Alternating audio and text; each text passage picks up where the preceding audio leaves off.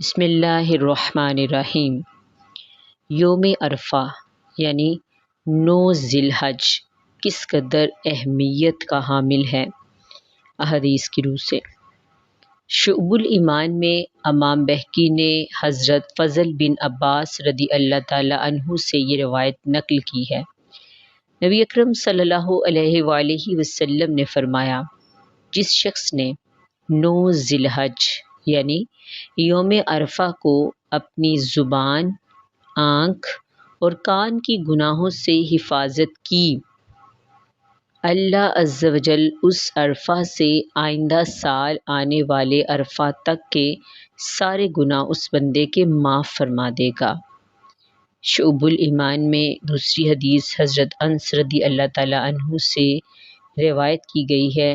نبی اکرم صلی اللہ علیہ وآلہ وسلم نے فرمایا، 9 ذی الحجہ کا دن 10,000 دنوں کے برابر ہے، یعنی ایک دن کا روزہ رکھ لیا جائے تو اللہ عز و جل 10,000 روزوں کا اجر و ثواب عطا فرمائے گا۔ سبحان اللہ۔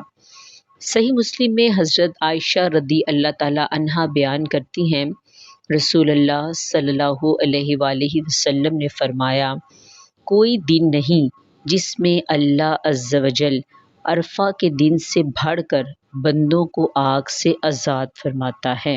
سبحان اللہ۔ گویا کہ یہ دن جو ہماری زندگی میں آنے والا ہے، یہ دن ذرہ بھر بھی غفلت میں گزارنے کا دن نہیں ہے۔ کئی لوگ سمجھتے ہیں شاید یہ دن صرف حاجیوں کی دعا کی قبولیت کا ہی دن ہے۔ نہیں، یہ دن ان سب لوگوں کے لیے ہے جو اللہ سے محبت کرتے ہیں، جو اللہ سے سچی معافی کے طلبگار ہیں، جو اللہ کی قربت چاہتے ہیں،